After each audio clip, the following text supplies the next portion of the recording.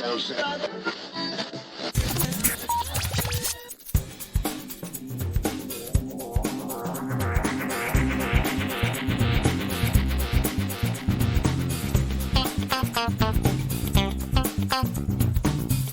and welcome to episode 392 of Geektown Radio. I'm your host Dave and I'm back with... Kitty. Bex, how are you doing? I'm okay. I'm doing well today. How are you doing? I'm doing very well too. So it's been a little while since you've been on because you've been off on a super secret project. So yes, I've been signing NDAs left, right, and centre.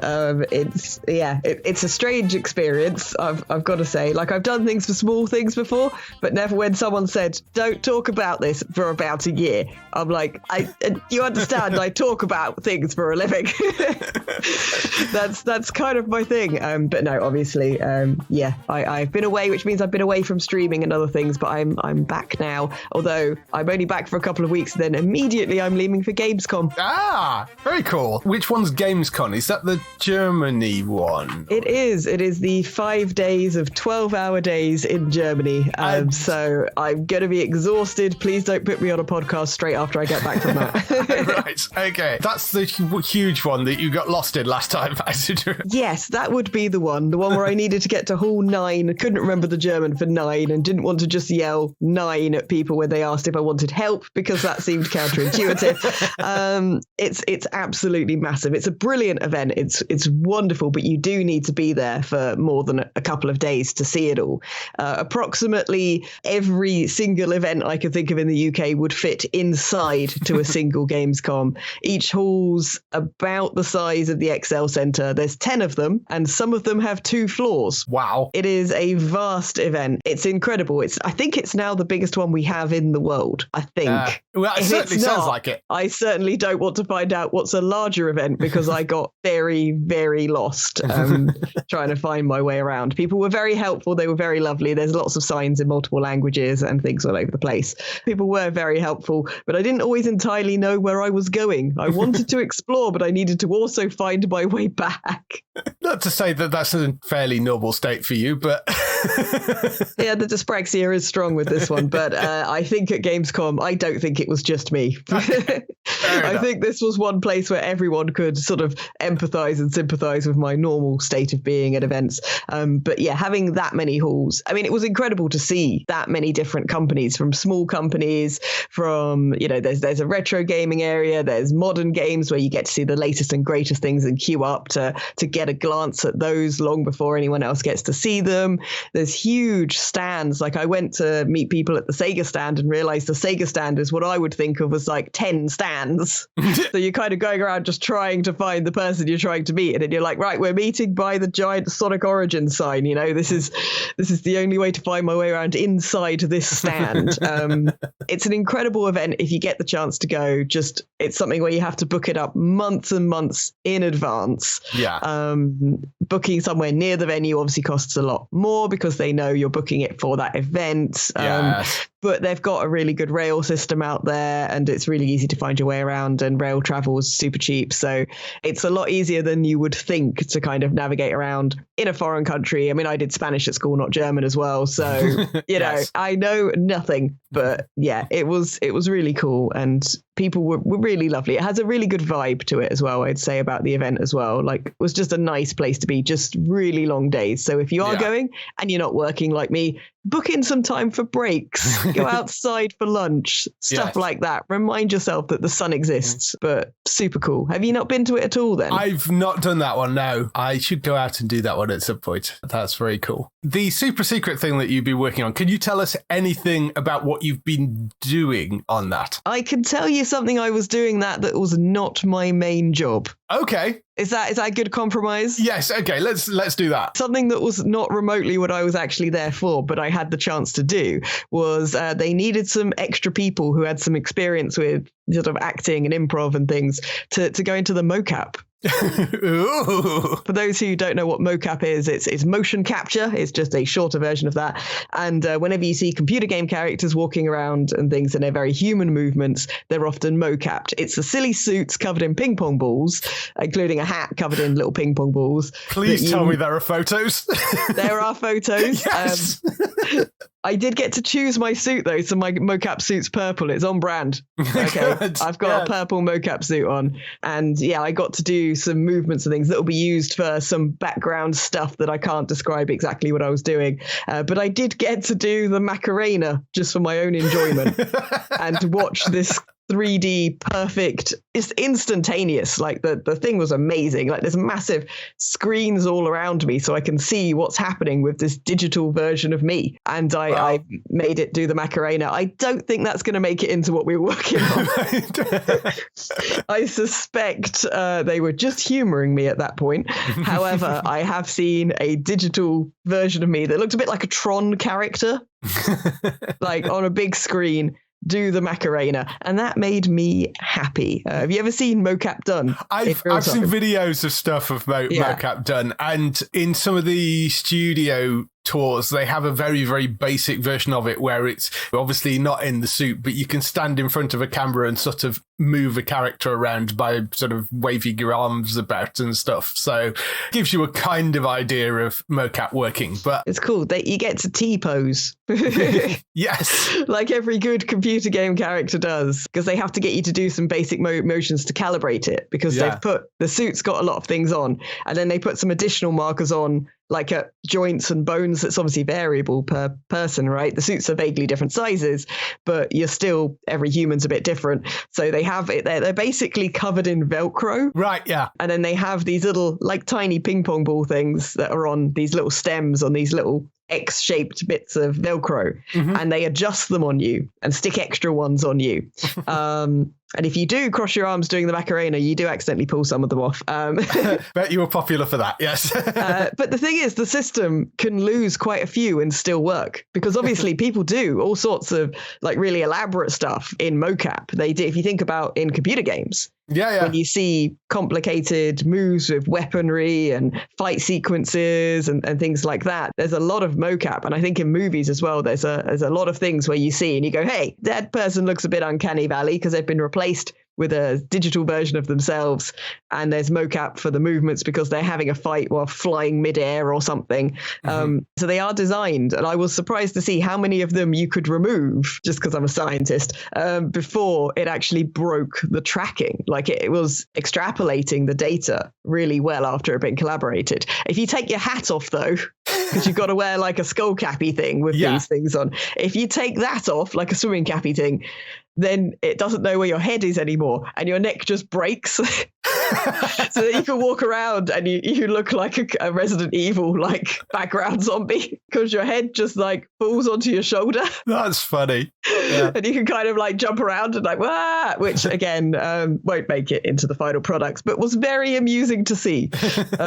So yeah, the technology and how far the technology's comes, just absolutely amazing. So it was a real pleasure to get to be, asked to do a bit of that, because that's a new experience. That's obviously going on my CV. I'm now a mocap actor too, right? Yes, absolutely. I got to do that. It was professional. It was part of a job, and it was really, really good fun to be like a Tron computer game character on a big screen, move around, T-pose. I was like, do I get to T-pose? And they were just like, oh God, we've got a gamer. And they were like, no, first we need you to stand like this with your arms to your side. Now we need you to like bend each knee. Now we need you to put your arms above your head, and then they were like, right, now you can T-pose, just looking at me as I'm grinning like a Cheshire cat. Just like, I'm a real computer game character now, the opposite of Pinocchio here. And yes, it was a good, fun experience. And I definitely learned a lot, and they gave me a lot of direction and things. So if I ever get to do it again, which I would love to do, I will probably still be smiling like an idiot through the whole thing. Yeah. But I've learned a lot more about what it can do and how to, you don't actually need to exaggerate your movements that much. Like it's got finger tracking now with cameras. Oh, wow. Yeah. Like I was like moving my fingers around and watching them move on the screen because there's all these cameras pointed at you on top of the. Yeah, it's very, very, very clever. So I recommend it. But I do have pictures and I do look silly. So I will get permission to post those up very, very shortly. Excellent. That's what we want to see. That's what you want to see. You just want to be able to laugh at me. Absolutely. Yes, that's entirely the reason. So other than that, what have you been watching and playing? So I actually got to go to the cinema. Wow. Yes. I went outside and it wasn't for work. I want some brownie points for that. Yeah, absolutely. It's more than I've done so. I saw Mutant Mayhem, the new Teenage Mutant Ninja Turtles movie. Ah, yes. How was that? It is, I will prefix this with, it is a children's movie. Yes. It is very much a kids movie aimed at sort of kids and young teens. But visually, it's really interesting because it almost looks like claymation stop motion animation in the way they've mixed things together. It's called Animation on Twos, where every pose is held for an extra frame, giving the scenes a more frantic, frenzied energy. There you go. That's the description on the internet. So yeah, and because of the style of animation they've gone for and the way they've animated it on twos like that, at times you're looking at it going, it really looks solid. It really looks like claymation. But then they also do all this fun stuff with it where instead of having just flat areas, they often have scribbles, sometimes moving crayon-looking scribbles. Oh, wow. So whenever there's electricity or an explosion or they want to show some fast movement like water splashing, they've put like these, I mean, they look to me hand done, but they could be, it's cleverly digitally hand done, like scribbles moving in these things, motion blur, stuff like that's all done with this very kind of like, I'm going to say visceral because it makes it feel like so much like, as I said, like manic is a word they've used to describe the animation style. But yeah, it's very, very fun and it's worth watching it as long as you're okay with it being a kid's film. The plot is not complicated. If I say there's some turtles, there's a bit of an origin story, they make friends with April. There's then a baddie. The baddie then gets slightly bigger and is a boss. Right, okay. They have to defeat the baddie when they're a bit powered up at the end. This isn't really a spoiler, but that is kind of the story. It's more about the turtles making friends. I mean, I do think they overdid the referential humor. Right. I mean, it made Buffy look subtle in the amount of references it dropped. So I do think that although the animation is kind of gorgeous and timeless in this style they've done it in, they make so many hugely specific references. I mean, one of them even said you need to improvise, and the other one said, like Mark Ruffalo when he's being the Hulk in that movie, referencing the scene which was actually improv dialogue in one of the Avengers films. And it was just so specific that I do think that the dialogue is going to date it within a few years. Right. Yeah, that is the problem. And they're referencing a lot of things. And I get that they're referencing a lot of things their target demographic's going to get. Although they did reference Attack on Titan multiple times. And I was like, the kids that are watching this aren't old enough to watch Attack on Titan. That's a very violent series that has very complex socio-political world building. And I'm not convinced. Was that a reference for the parents watching? I wasn't quite sure. But they referenced so many things. But the animation was stunning. The characterization, the voice acting, that was all very good. They had some big names in there as well. It was very cool. I wasn't sure about watching it at the cinema because I was like, well, it's an animated film. I can watch that on a decent sized telly.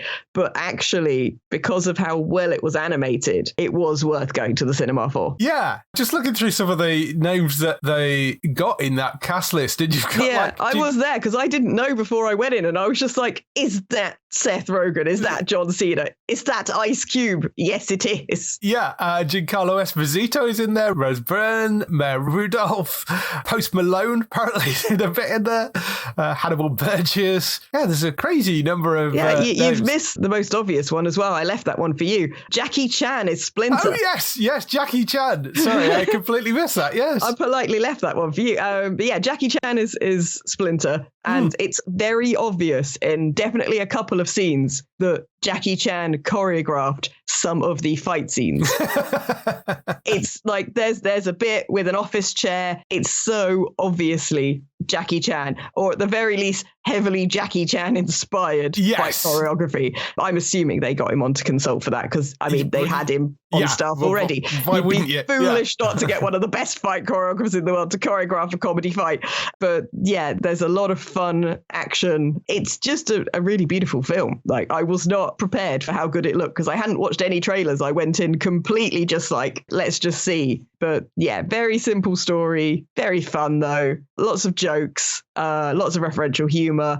Also, I will say that this is the most teenage I've seen the Turtles, if that makes sense. Okay, yeah. They're younger than they're normally portrayed. Like, you often think of them as teenagers, but they're sort of portrayed quite often, especially in the older material that I grew up with, as sort of more like 16 to 18. You know? They're teenagers, but they're got their heads screwed on and they're highly trained and they're quite independent. Yeah. In this one, they're more like 13 to 16. Right, okay. They're much more like teenage kids and they're very sweet. They're the kind of brotherly interactions between them all are all quite adorable. Cool. Yeah, I mean, the reviews it's been getting have been pretty good across the board. So I think it's got a 96 rating on Rotten Tomatoes. So I'm glad that they've managed to make a Turtles movie which has gone down so well. That's awesome. Yeah, they've done exactly sort of what the mission statement was, which was make a fun kids and teens, but with some family appeal, blockbuster that looks pretty, that's got a lot of gags in it. They've clearly achieved what they set out to do. Yes. Awesome. So that's one of the films you've been watching. Gaming-wise, anything? Gaming-wise, I mean, obviously, I've still got Diablo 4 going on. That's going to be ongoing for quite some time. Yes. But other than that, the last thing I played was yesterday. I got access to a demo for a new indie game that's out on Kickstarter. Right. The game is called Kitchen Confidence. And as I pointed out to my chat many times last night as things were on fire, it's not called Kitchen Competence. Okay. It's by a little group called 150 Beanies. Their logo looks like a little hat. It's very cute. It's a kitchen simulator game. It's chaos. And as somebody got halfway through the stream watching, I went, it's like tower defense with food. I was like, it is like tower defense with food. That's probably why it's on fire. So yeah, it's kitchen management and you've got a restaurant to run. You can hire and fire all your staff. You've got all your productivity. You can follow all of that drill down information. But on the surface, the kind of top thing is just like choose what's on the menu. Orders come into the tables. Extra orders can come by takeaway by phone. Try and keep on top of everything. Try and do all the prep work when the downtime. Try and keep the kitchen clean. Try and keep enough plates out of the dishwasher. And it's very funny. There's also a raccoon on all the artwork. And I want to know what the angry raccoon with the chef's hat has got to do with anything, because I haven't seen it in the demo. They also told me that, because they were in the stream, they were very lovely. They popped by the chat at the stream. And oh, cool. Because I was saying, thank God there's no health inspector, because this kitchen's filthy. Part of it's on fire. I've only got 2 members of staff and they're both currently crying. And they were like, oh, we're implementing a health inspector soon. It just isn't in the demo. I was just like, well, I'm glad it's not there now. Oh, this place would be shut down immediately. But yeah, lots of fun, comedy, silly. I know you play a lot of sort of sim management games and you like your humor in things as well. Yes, I like those sort of games a lot. And that's one I'll have to go and check out at some point, because that looks like it could be quite good fun. I'm amazed even virtually they let you loose in a kitchen, because you're the type of person that whilst you're playing a virtual kitchen game, your actual kitchen will spontaneously combust. So they gave me a chef's hat. Oh God.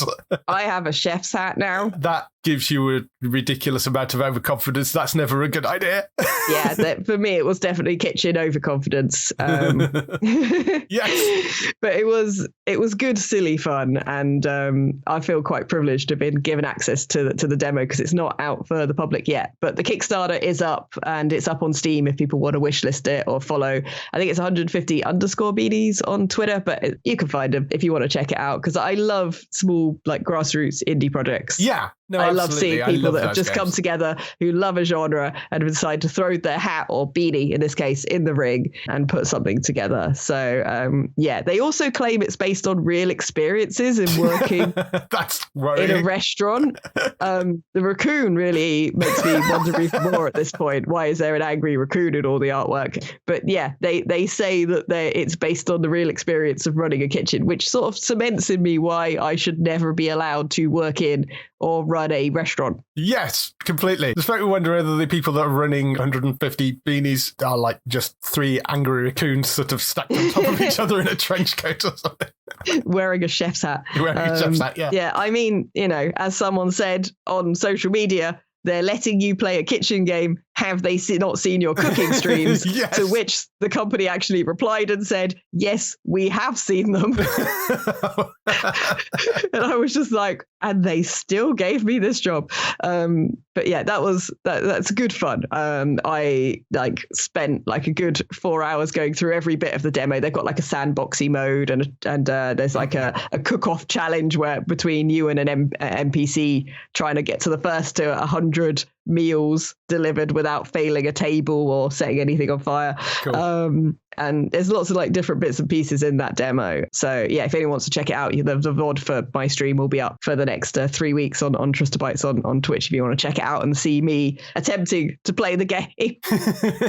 Yes, so Kitchen Confidence on Steam, that is, yes. Any other games or TV or? I finished watching Buffy the Vampire Slayer. Good. Dear God, by the end does the tone get dark and depressing and yes. The characters off character so far. And it's different watching a series back in one go versus watching a series like every year, Yes, I can imagine. The change in direction just is so stark when you're just watching them all back to back. I finished it to have finished watching it by the end. Yes. I wasn't expecting that. But yeah, there were bits I'd forgotten. The best bits of the later series are some of the really heavy-hitting emotional episodes, which don't belong in Buffy because it was supposed to be a fun, campy monster show. But yeah, some of the best directed and acted episodes in the later series are some that are just really upsetting and just good pieces of drama, which is not what I want. I want vampires and I want Spike being funny and I want Faith being badass and I want comedy interactions and catchy phrases. And yeah, by the end, I was just like, this is just so all over the place. Right. And I finished it just to finish it, which was kind of a shame. Like I remember the series so more fondly. Yeah. Than actually watching it again. I think I might watch Angel again because I think that's probably going to have lasted. I hope that's lasted better. Right. Yeah. Otherwise, you might just have me on the podcast again in another 6 months going, oh God, Angel also wasn't so good with hindsight. Yeah, and I think because it started taking itself so seriously a lot of the time, that where anything didn't work or characters work, like Spike's characters just whatever they needed that week. Right, like I feel sorry for James Masters because he's trying his hardest there, but they really butchered his character near the end. They did not know what to do with that character. Kept him in because he was a fan favourite and then just used him for whatever plot they wanted. Well, that is absolutely true because Josh really didn't want to keep him around initially and he was forced to keep him by the network, and it's why he shows up in Angel as well. So that explains why they were so horrible to the character, because some of the stuff made sense. Some of it with making him, it's not a spoiler, the series is old now, but giving him his soul back and making him all kind of love-struck and pathetic was kind of what he was like as a human. So that kind of does make sense in some ways. But some of the other stuff they did with the character just felt like they were punishing us for liking the character. Like they wanted to make him as unlikable and as terrible a person as possible because they depicted him doing horrible things very realistically. Again, that probably comes down to the fact that Joss didn't really want the character there and he was told that he had to have him due to the network. So I mean, if you look at it through that lens, I think that probably makes quite a lot of sense. I'm not going to lie, I was not having fun near the end of it. Like, I really would have liked to have checked out of that earlier. The first few seasons, they're still lots of fun. I mean, they're dated, obviously, but there's still lots of fun in those episodes. But the later stuff just gets convoluted and just, it's just how many completely indistinguishable from real human robot girlfriend characters can you throw into something? Like, how did a school kid make a robot? Like, what technology is being used here? The monsters, yes, okay, that's just in the realms of magic. Robot with AI. Yes. We're just like, I was just like, for one episode as a gag, you can't just keep bringing that stuff back and then use that in really pivotal, emotionally upsetting episodes. Like, it was just, it was weird near the end and not quite as I remembered it. So basically, continuing my rewatching, I thought I'd go back and rewatch Agents of S.H.I.E.L.D. and see if that's ruined. I've restarted because I never finished Agents of S.H.I.E.L.D. Ah, okay. Yeah. I dropped off after the first big main arcs with the heel turn and all the things. Yeah. I kind of dropped off not long after that. I thought I'd watched more of it than I had, actually. So now I've thought, well, I've been doing all this rewatching. It's been ages. I was watching Agents of S.H.I.E.L.D. as it aired first time round. Yeah. So I might as well just start back at the start again. So I watched the first couple of episodes of Agents of S.H.I.E.L.D. over the last few days, sort of when traveling and things. And still don't like Skye. Yeah. She's too cool and capable, and she feels really heavy-handed in how she's written at the beginning. And we'll have to see how that goes as the series progresses, because she isn't like, you sort of feel like she's supposed to be the viewer POV a little bit, the newcomer, because obviously they use her for a lot of exposition. Yeah. Yes. But she's not relatable. That does change as the series goes on. I think she becomes less of that viewer character and more part of the team, and becomes sort of better, I think, as the series goes on. Because it just feels like, when you watch a series and they need to reinvigorate the series, so they introduce a teenager into it for no reason when all the other characters are 40. It's a bit like that kind of feeling, where the feisty newcomer turns up that has to be as skilled as the people who were there already somehow magically. So they have to be a child prodigy of some sort who's just always been there in the background somehow. And it feels a little bit like that. It's an interesting one. So I will see if I like the character better this time, because the first time I watched it, I thought this role was written for Eliza Dushku. Right, yes. Because I feel like, I don't know if it's the directing, the writing, the actors' choices, or I don't know what it is. I can't specify, but it really felt like they intended Skye to be really attitude-y. Yeah. And she isn't. She's just kind of sweet. Yes, I remember that, certainly in the earlier episodes. I mean, the character settles as you go through the seasons. And one thing I do rather like about that, I mean, because you must have only watched a couple of seasons if you went through that initial heel arc. I like the fact that each season has a sort of overarching theme. And as you go through, it gets increasingly more ridiculous and more insane as they kind of go through each season. So I did rather like that series. And I think they ended it reasonably well. So yeah. I thought I watched a lot more of it than I actually have. I think I got through the first big arcs of things and then watched like half a season more or one season more after that. And just it carried on, and I'd moved on to other things at the time. I stopped watching partly because I hadn't watched some of the films that crossed over with some of the bits, because it was so tied in, especially at the beginning, right? Which, and then towards the end, it just isn't. So now I'm obviously much more up to date on all the films that came up at that time. So now I can watch it all the way through. Because I feel like I didn't give it enough of a chance. Although I really enjoyed the first few seasons. I can't entirely remember why I never went back to it. But we're doing it now. So, good. We'll see how that goes. What else am I watching? Silo. Yes. You've watched Silo, right? I've watched Silo, yes, the Apple TV show. Yeah, I just finished season 1 of that. What did you make of it? I really enjoyed it. I thought it was a really decent dystopian drama. I had a lot of fun. It's probably the wrong word, really, to say with that. But I really like what they did with that first season. I mean, they don't give you a huge amount of answers by the end, but I mean, you get some things answered, but not everything. And I'm very interested to see where they go for the second season of it. Yeah, I haven't read the books. No, I would really like to sort of see the difference and things.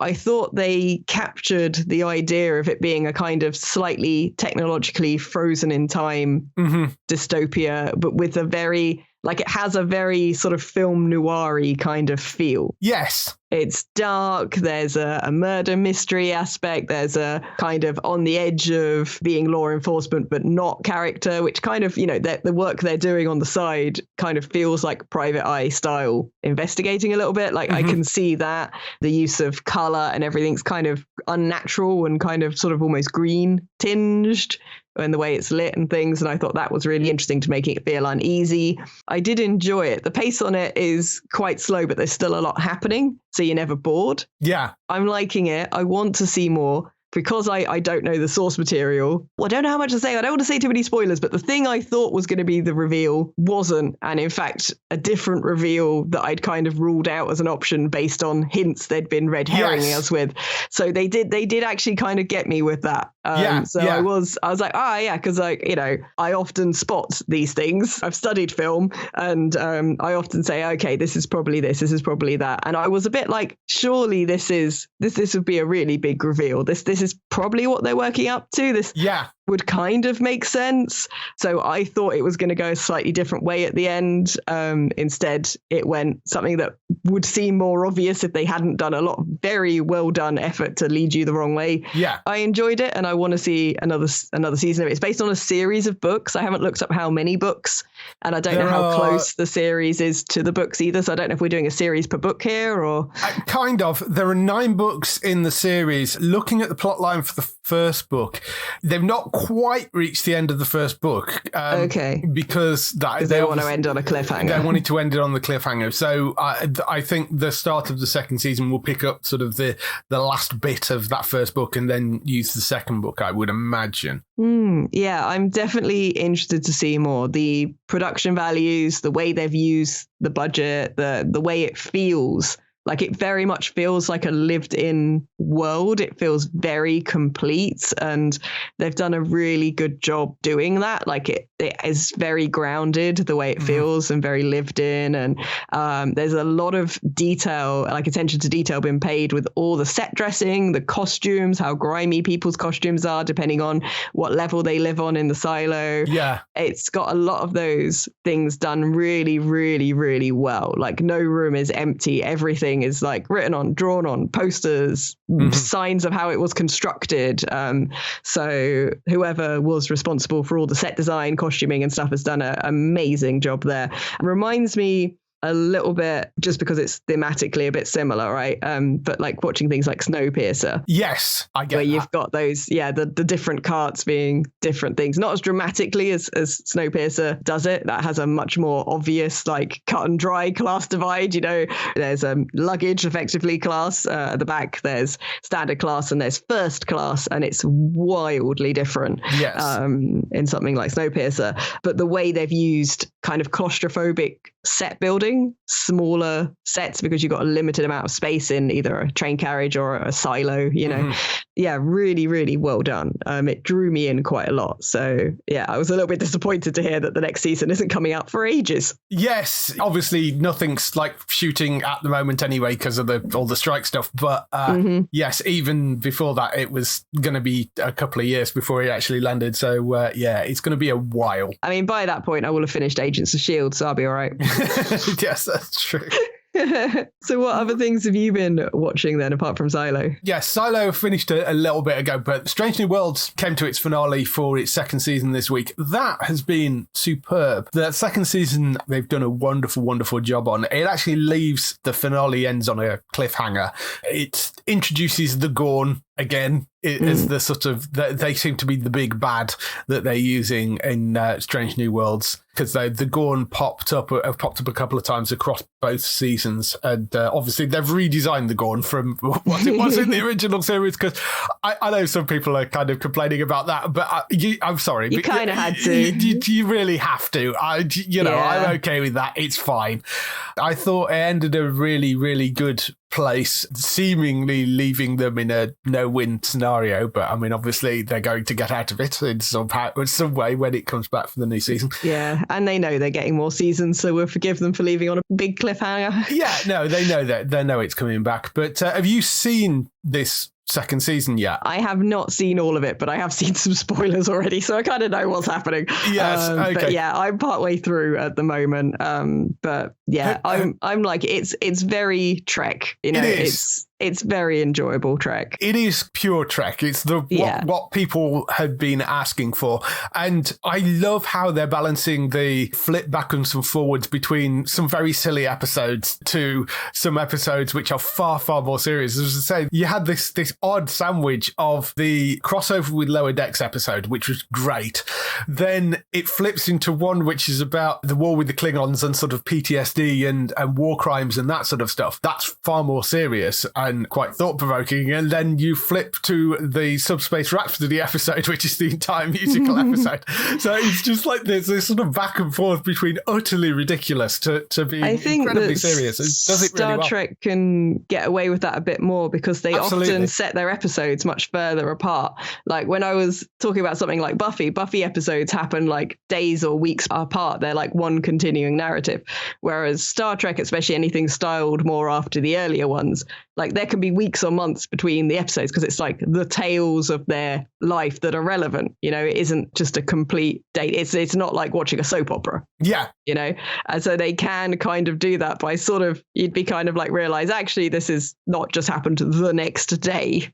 Yeah. This is just the next thing that was worth making an episode about. Yeah. And I think that helps a lot with giving them a bit more freedom. I think it's a smart move. Yeah. If you're a fan of Star Trek, I'm sure you're watching it already, but it is a really good jumping off point, I think, that series for people that maybe haven't really watched Star Trek before want to kind of get into it. I think that's a really good series to jump into as a start point.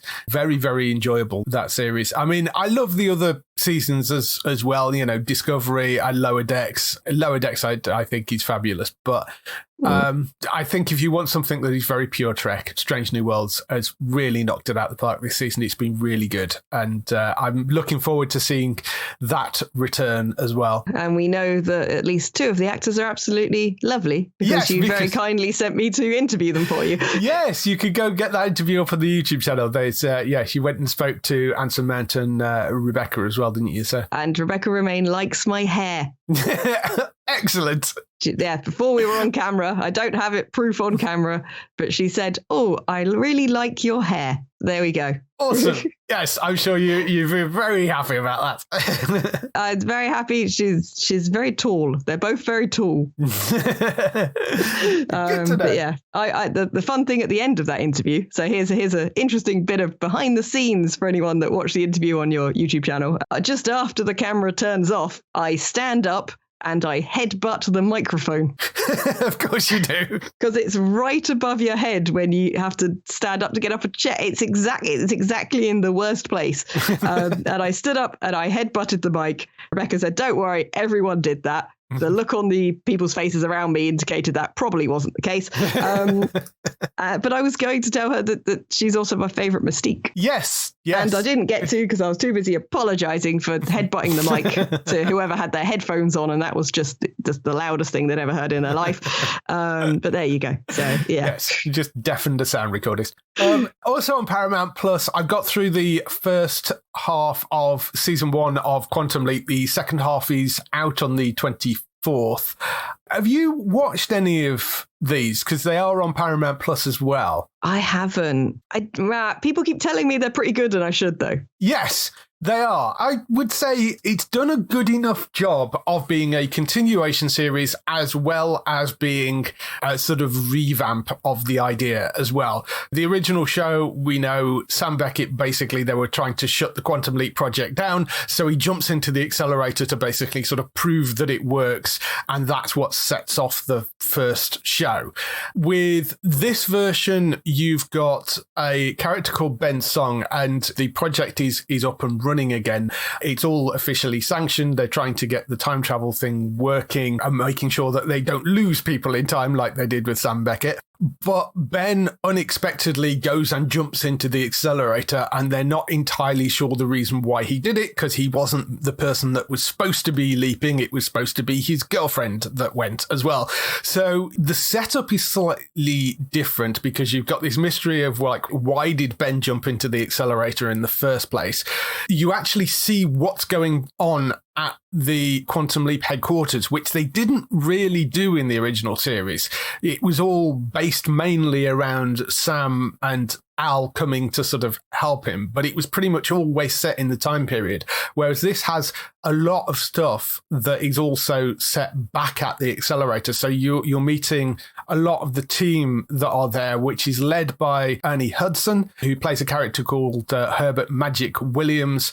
He's the head of the Quantum Leap project. If you know the original series, you'll know that name as well, which is an interesting sort of click back to the original series.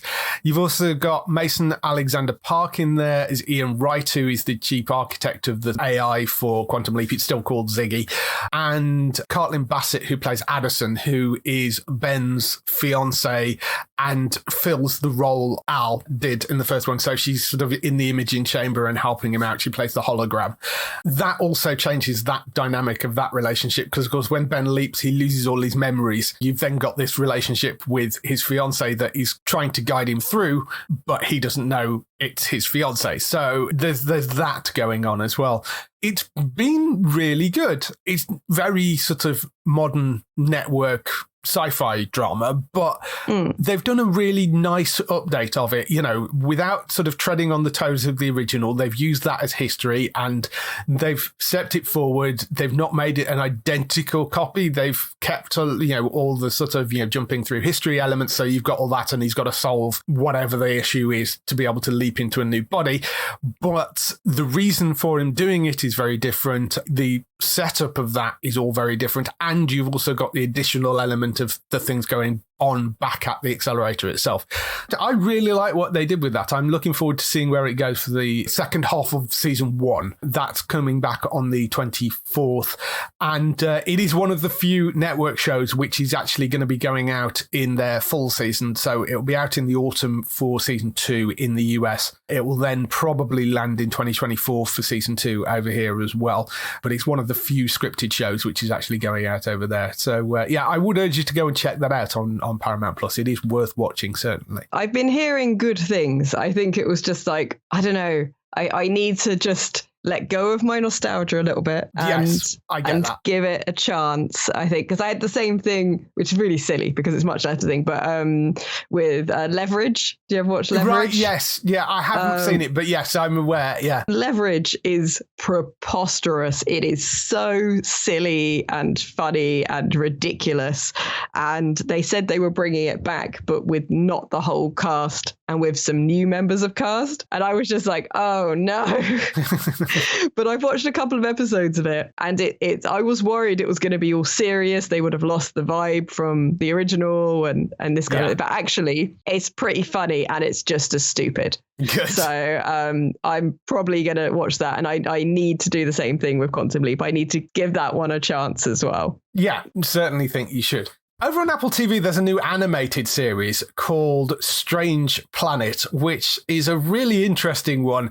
It's hard to explain. It's from Dan Harmon, who is the less problematic half of the Rick and Morty 2, and Nathan W. Pyle, who wrote a bunch of webcomics that the series is based on. It follows this planet that is not unlike our own. It's populated by these blue beings, and they sort of have these hilarious, poignant observations on life, love, and friendship told in a really odd way. So it's sort of looking at the absurdity of everyday human life and traditions, you know, things that we do, like, I don't know, it can be something like celebrating birthdays or how we have domesticated animals. So they're sort of playing substitute for humans But they're very literal in the way that they talk. So, like, I think cats are referred to as vibrating creatures because they purr. I mean, that's fair. Yeah, dogs are referred to as moral creatures. So they're quite literal in the way that they describe things. So the language is quite interesting. It's sort of almost taken from the point of view is if an alien race was observing humans and making a TV show about them for the alien race with the aliens playing the humans. It kind of feels a bit like that. So it's a little odd, but it's not the sort of big over-the-top violent silliness that you get with something like Rick and Morty. It's far sweeter than that. It's really quite enjoyable and very, very sweet. This look of the sort of various absurdities that we take for granted in human life, but it's kind of spotlighting them of like, yeah, if you looked at that from an outsider, that is a bit weird, So I kind of like what they're doing with it. The first couple of episodes are out on Apple TV at the moment, but that's called Strange Planet. It's an animated series. New episodes are dropping on Friday. That I think is worth taking a look at. Yeah, definitely. Like, I don't know anything about that one, so thanks for putting it on my radar. Yes, I would go and take a look at that. They're only sort of 20, 25-minute episodes as well. So, it's a really interesting little animated show, that. Only Murders in the Building is back for season 3. There's a couple of episodes of that up on Disney+. Really rather enjoying that. I love that show. It's wonderfully silly and over the top. 3 people obsessed with a true crime podcast, played by Steve Martin, Martin Short and Selena Gomez. And they've done 2 seasons where they've basically solved the sort of murder that they're making the podcast about. 3rd season, Martin Short's character is a Broadway director and he's about to put on his own show. We kind of saw what was happening at the end of the last season. Paul Rudd's character basically dies on stage, and we think that's what the thing is going to be about. But they twist that in a couple of interesting directions in those opening 2 episodes. There's a couple of interesting misdirects with that. The show is called Only Murders in the Building, and of course, Paul Rudd's character died on stage. I'll just say they resolved that in the opening couple of episodes of season 3. Really, really enjoyable. If you've not seen that, worth going to check out on Disney Plus, that one. Yeah, I think I've seen clips of that and it's got me intrigued because it looks like fun. Oh, yes, it's a lot of fun. This is the people putting clips of shows on TikTok that then makes me watch shows. It works. Yes, definitely worth going to check that out because it's really, really good. There was one other show that I watched on Netflix as well, which is called Glamorous, which unfortunately I think is probably not going to make it past its first season, not because of any quality of the show. It's just, it's Netflix. And it really does deserve a second season because it is wonderfully funny. It follows a character called Marco, who is this young makeup enthusiast, and he's working at a makeup counter, very openly gay, and he's doing these makeup YouTube things, trying to get sort of become an influencer and stuff. And one day when he's working this makeup counter, this beauty mogul called Madeline Addison shows up, who is played by Kim Cattrall. Marco's played by Miss Benny. And Madeline's rather taken with Marco and invites him to become her second assistant at her makeup firm, which is called Glamorous by Madeline.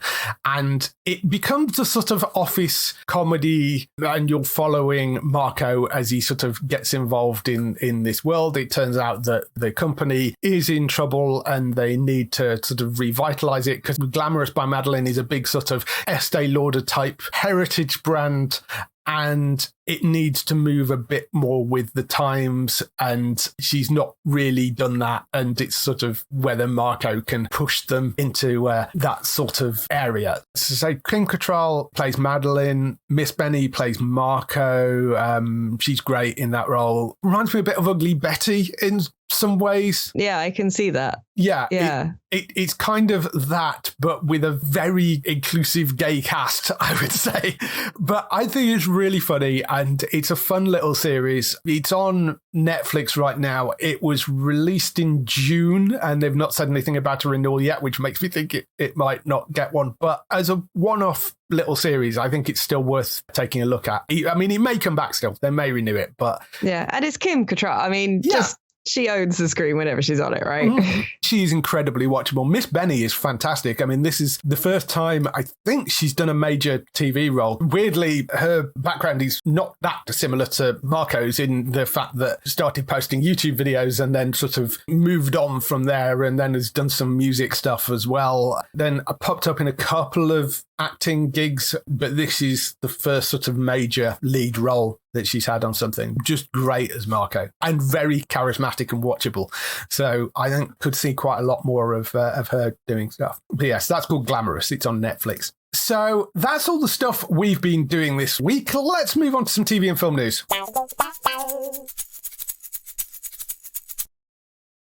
We kick off the TV and film news with the renewals, cancellations and pickups. One cancellation, which I'm kind of sad about, is 10%, which was the UK version of Call My Agent, that massive Netflix French series, which appeared on Prime in the UK. Had a really, really good cast, and it sounds like it wasn't purely about the numbers. The production company that was involved in producing it collapsed. So that sort of added to it, and I don't think the numbers were quite as high as they necessarily wanted them to be for it either. But I think the fact that the production company collapsed and there was a change of management at Amazon as well. So it was just a bunch of things conspiring against it, unfortunately. But it was one of those shows that you kind of looked at and thought, I wish the BBC had taken this, because it feels very, very much like it could have been, you know, if it had been on the BBC, it would have been a huge, huge hit, I think. It very much had that sort of Office vibe of incredibly funny, but also slightly cringy, and you're going, no, don't do that. Just really, really good. And it's a shame it wasn't somewhere else where it got more eyes on it, I think. Whilst it's not been picked up by Prime, I do hope that maybe somebody else could take it, but given the production company behind it isn't around anymore, I don't know whether that's likely to happen, unfortunately. But yes, 10% has gone. That will not be coming back. Colin from Accounts, which is a Australian comedy series, that's been renewed for a second season. It has also been announced that the BBC have picked up the second season because they ran the first season as well. And ITV have renewed the drama The Tower for season 3 ahead of the season 2 premiere, which is coming later in August as well. In pickups and other news, we have got a few dates for TV shows. So Help Me Todd, that has now got a premiere date. That's a CBS drama coming on Tuesday, the 29th of August, and it's coming to Alibi in the UK. This stars Macy Gay Harden, who you'll probably know from Law and Order, and she was in The Morning Show as well, and Skylar Astin, who you know from the wonderful Zoe's Extraordinary Playlist. They star as a razor-sharp, meticulous attorney, Margaret Wright, and Todd, her talented but aimless son, who she hires as her law firm's in-house investigator. It's a fairly sort of straightforward setup. It looks like it's quite good fun. I think it went down okay in the US, been renewed for a second season. If you like those sort of crime dramedy things, it's called So Help Me Todd. That's coming on the 29th of August to Alibi. Starstruck season 3, that has got an air date now. That is coming on the 28th of August. That's a Monday on BBC 3, and then a couple of days later it goes out on BBC 1 as well, and it'll be on iPlayer, so you can go and check out the third season of that. BBC have also picked up a Australian drama called Black Snow, which stars Travis Flimmel, who you'll know from the lead role in Vikings. Turns out, I mean, his accent in every single show is completely different, but he is actually Australian, so it makes sense that he'd be the lead in an Australian drama. Is this the first time they've got to use their original accent in something? Certainly, I think the first time that I've seen him with his original accent is something. Yeah, he's done American, and he was in Vikings with his sort of Nordic accent, and now he's doing this. This is a 6-part crime drama. I think it's a one-off thing. A small town Australian high school gathers for the ceremonial opening of a time capsule buried by the class some 20 years ago, shortly after the murder of a classmate. The family and the police are shocked when the capsule is opened to reveal cryptic messages from the person that was murdered with a written statement. I think Travis plays the detective that is investigating it. So, I think that could be quite good. And a few people that have seen it have posted saying, oh, yeah, that's a really good drama. So if you like those sort of crime drama-y stuff, that will be on. It's airing on BBC 4 and iPlayer. We don't have a date for it yet, but it'll be on BBC 4 and iPlayer. It's called Black Snow. Welcome to Wrexham Season 2. That has a premiere date of the 13th of September, which is a Wednesday on Disney+. Plus. I'm really looking forward to that coming back because like you, I don't really do football, but that's such a funny show and follows the buying of Wrexham Football Club. But it's really wonderful, that show. Top Boy, 5th and final season of that, got 7th of September on Netflix. That is now landing. And Fall of the House of Usher, which is a horror series based on the works of Edgar Allan Poe. That's got a premiere date of the 12th of October on Netflix. It's from Mike Flanagan, who is the creator of The Haunting of Hill House and Haunting of Bly Manor and various other things on Netflix. Although it is probably his Netflix's last project because he's signed an overall deal with Prime now. So all these new shows will be going on to Prime instead. So I think it's probably the last thing he's doing for Netflix. But yeah, that will be a horror series based on the works of Edgar Allan Poe, that one. Moving on to strike updates, which we're doing each week at the moment. So there's a few new bits and pieces. There was a meeting with the writers again on Friday. They are mulling over the proposals that the studios have made.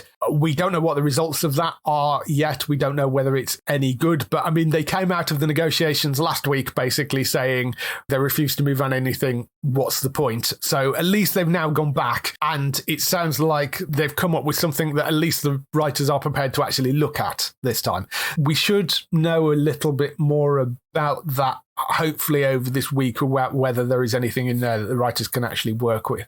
So maybe some movement on that side of things. Still nothing on the actors, but it's kind of more important that they get the writers back to work before they get the actors back to work, because the actors can't do anything unless they've got scripts. So sort of makes sense to deal with them first.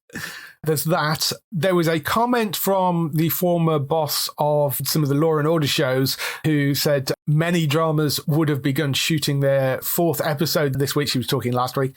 If the strike was somehow to end by Labor Day, which is the 4th of September, and shooting was to begin early in the fall, the networks might be able to salvage 13 episode seasons, but the clock keeps ticking.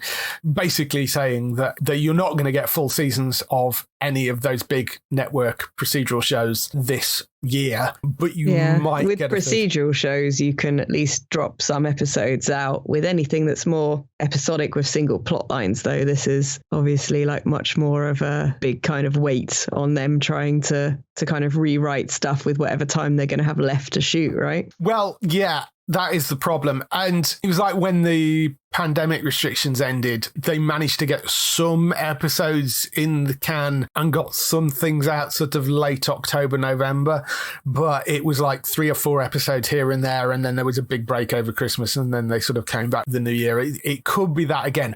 But I mean, you've got to bear in mind that they've got to have both strikes ended by the 4th of September, not just the writer's strike. You would need the writer's strike ended by the 4th. You could give it a couple more weeks possibly after that to get the actors on board, but unless they can end both strikes in September, you ain't getting anything. So there is that. And speaking of actors, there was a comment from Billy Porter, who you might know from the drama Pose, which won him an Emmy. He's actually come out and said that he's had to sell his house due to the financial strain of the strike. And an anonymous Hollywood executive that quoted that the goal was to drag the strike out until the writers and actors were forced to sell their homes. And he responded by saying to the person who said, "We're going to starve them out until they have to sell their apartments. You've already starved me out." I mean, he's basically saying, because we're on strike, until you make FU money, which I haven't made yet, we're still living paycheck to paycheck. And again, it kind of highlights the fact that somebody like Billy Porter, was on Pose, which was a huge drama. It was on FX. He won an Emmy for it, and he's still in that position. And that is why they're striking in the first place, Yeah, I just hope that they can make fair agreements. I don't think they're just going to be able to wait it out and get them to cave in this case, like it would have happened already. And there's just so much kind of animosity at the moment, and so many people's careers are suffering as a result, including, those networks and things that don't want to change the deals and change things. But there's things like, I saw the creator of Squid Games didn't really make any money. Mm-hmm. at all. That just nothing. And that idea led to this international phenomenon. Much as I don't know all the financials and all the exact numbers of these things, I'm not part of Hollywood. It's obvious that there is a massive difference and there's a massive inequity in the amount people are paid for a bunch of different reasons. Well, and if this is one of them, then hopefully they can get it to be a little bit fairer. Well, it was said before, the streaming residual thing are one of the biggest problems in that the actors and writers are paid a flat fee for their work on a show, particularly applies to the actors, but also the writers. And they are paid a flat fee based on the amount that they were paid when they were hired for the series. So said from an actor's point of view, and for the guy that did Squid Game, Netflix are taking a punt on something like Squid Game working. So the amount of money that he gets up front is going to be very low. And if you look at huge shows like Heartstopper, the leads in that were unknown. So the chances are the amount that they get paid up front is relatively small. But the problem is that the residuals at the moment are tied to the amount that they're paid initially and the amount of subscribers on that particular streaming service. They're not paid on how popular the show is. So you could be on the biggest show or have written or created the biggest show on the streaming service, but the money that you're actually getting from the residuals of that are absolutely minuscule. And that is the thing that they're trying to turn around, because the actors and writers want the residuals to be related to the success of the show, not on this weird system that they've got at the moment. And the streaming services are fighting that. The other thing is the use of AI and digital actors, which is interesting given, what you've just been talking about in terms of doing mocap for things, because, that's the other thing for the actors was there are situations where people are doing the sort of things that you were doing in terms of being scanned and stuff. But the Hollywood studios are trying to then say, okay, we can keep that scan of you and basically insert you wherever we like in whatever we like now. Yeah, I saw that. So anyone who works, especially people that work as supporting artists, are therefore losing potentially all those future jobs while still also somehow starring in the background and scenes in future jobs without any control over what that was. They could put you as a, I don't know, let's use an extreme example for ease here, but they could make you a background Nazi in a movie. Yes. In the future, where they were portrayed as the good guys. It's quite a scary thing to think someone could own your image. I wasn't digitally scanned in at all. Right, okay. I was just doing mocap. There was no scanning of my face or anything. Yeah. But yeah, there's such a possibility where they're sneaking, because I've read about that, sneaking those clauses in where it just says we can use those perpetually, as opposed to we'll just use those on this thing that we've paid you to work in. Yeah. And it's just sort of an advantageous kind of grab of data by some big companies. And no, just pay people each time you use their image or get them back in and get them to do the work again. Or exactly. People have to have a say on their own likeness. It's signing away your face forever could mean that you could turn up in things that were, not just to do with the pay, but just morally. Yes. Absolutely. You weren't okay with. Yeah, completely. And you said before, actors and writers complaining about sort of the amount of money they're getting. It may seem like, poor Hollywood stars, but what they're fighting for are not the Hollywood stars. It is the people that are the 90% of people that make up the Actors Union and a large percentage of the writers that aren't even making enough money to get their medical cover kick in. They're jobbing background actors and staff writers and that sort of stuff, and they're not making a livable wage. And given that the amount of stuff that they're producing, they really, really should at least be able to make enough to live off. Hopefully this all gets resolved soon, and there is some positive steps by the sounds of it, but we'll see what comes out of that. There is one other thing that was announced, which was on HBO. They've ordered a new comedy series, and it's from Sam Mendes, John Brown, and Armando Iannucci. So some of those names you'll know. It's called The Franchise, and the series follows the crew of an unloved franchise movie who are fighting for their place in a savage, unruly cinematic universe. The franchise shines a light on the secret chaos inside the world of superhero movie making and asks the question, how exactly does the cinematic sausage get made? Because every F-up has an origin story.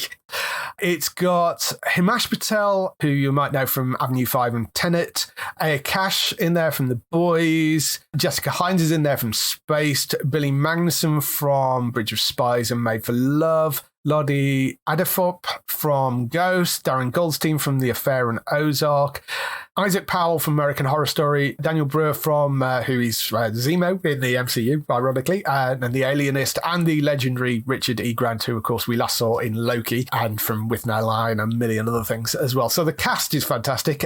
Sam Mendes, of course, the guy behind Skyfall and 1917 and Spectre and all those films. John Brown was the creator of the brilliant Dead Pixels, the E4 series, and he wrote and exec produced on things like Succession and Avenue 5 and Veep. So he's going to be the showrunner of it. And Armando Iannucci is co-creator of it, who, of course, is the person behind Veep, The Thick of It, and Avenue 5. I mean, it sounds like they're sort of thick of it, Veeping the superhero Hollywood franchise movie, which I'm totally down for. I don't know a huge amount about this one, but I am already interested because, I mean, there's so many good names in there. We know they can write comedy. This just seems like a perfect mix, right? Yeah, absolutely. Sam Mendes directed the pilot for it. John Brown, if you've not seen Dead Pixels, go and look it up. I imagine it's still on the E4, but it's around, and certainly you can go and find it. Because that, if you're a gamer, that show was just really funny. And Armando Iannucci has been brilliant. Avenue 5, maybe slightly off kilter, but Veep and The Thick of It and a lot of the stuff he does has been superb. So I think this is a really, really good team up, and called The Franchise. It's on HBO. It looks like it was ordered for HBO, which means it should fall under the Sky deal. So it should be on Sky Atlantic or Sky Comedy in the UK when it comes out. We don't have know when this is going to start filming yet, because again, everybody's still on strike. But yeah, it is in the works. So that's called The Franchise. That's all the news we've got for this week. We've just got some highlights for next week on TV. So, highlights for next week. We have The Bold Type, which is an older show, but they're dropping seasons 1 to 5 on BBC iPlayer on the 16th of August at 9 p.m. It's a comedy drama about 3 friends who work at Scarlet, a global women's magazine. That will actually be a premiere for the 5th season, because the other 4 seasons have aired in various places, but the 5th season's never aired in the UK. So, if you want to catch that, the 5th season will be on iPlayer on the 16th of August. The Chosen One, which is a series based on the American Jesus comic book from Mark Miller. That is coming to Netflix on the 16th of August, so you can catch that as well. Sendition Season 3, the 3rd and final season of that, is coming to ITVX on the 17th of August, having bounced around various dates, but they're finally set in that. The FBI series are back, so that's FBI Season 5, 17th of August at 9 p.m, FBI International Season 2, that's 17th of August at 10 p.m, and FBI Most Wanted Season 4, that's 18th of August at 9 p.m. They're all on Sky Witness. Savour those, because as I mentioned earlier, you're not going to be getting procedurals for probably quite a while. Those have now landed. You'll be able to at least watch them. Shelter, which is a new series based on the New York Times best-selling novel series by Harlan Coben. That's not coming to Netflix, which most of the Harlan Coben stuff has. It's actually going to Prime Video. So that's on the 18th of August. That's called Shelter. Joe Pickett, which is a new series based on the best-selling books from CJ Box. It's about a game warden in Wyoming, a town as beautiful and charming as it is corrupt and dangerous. That is coming the 20th of August to Paramount Plus. That's called Joe Pickett. All American Season 5, that is the high school football drama that lands on ITVX on the 20th of August. Ghosts US, the actually rather good US adaptation of the absolutely brilliant British version. BBC 3, that lands and iPlayer on the 21st of August at 8 p.m. That actually, they did a really good job of that. That's Season 2 of Ghosts US. Dark Winds, which is coming for Season 2, that lands on AMC Global on the 21st of August at 8 p.m. And The Neighbourhood returns for Season 5 on E4 and the 22nd of August at 2 p.m. That is back for that comedy. That is everything coming next week. There's some interesting stuff in there. Certainly I will be watching Ghosts, definitely. If people want to find more of you, where can they find you? I am on all of the social medias, and at this point that means all the social medias. Yes. Blue Sky and Threads and TikTok and Twitter and Instagram and everything. I have lost track of how many social medias I am now on. Yes. But I'm on all of the socials as Trista Bytes, spelled Bytes, because I thought I was being funny. I've also got historical interviews linked up from various different YouTube channels on my YouTube channel, including the link to the Star Trek one that we talked about earlier that's on Geektown. And you can also find me streaming on Twitch on a regular basis, doing a mix of gaming, chatting, charity fundraising, comedy, and everything in between. Yes, so go and check Bex out on Trista Bytes. That's Bytes with a Y, so go and check her out over there. For other people involved in the show, you can, of course, go and find Matt over on entertainmenttalk.org for lots and lots more podcasts. I imagine his Manu podcast is back as well. Daryl, you can find at HollywoodNorthNews.net for all those TV shows which you love, which are shot in Canada. For us, you can go to the website at geektown.co.uk throughout the week and see all the latest air date information. If you want to get in touch with your questions or comments, email us on podcast@geektown.co.uk. Leave a message on the website post. Find us at Geektown on X, Twitter, whatever it's called these days.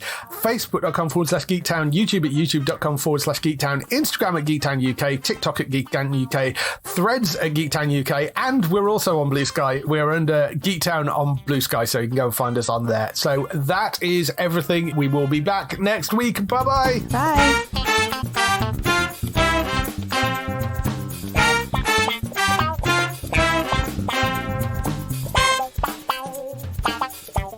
Wow.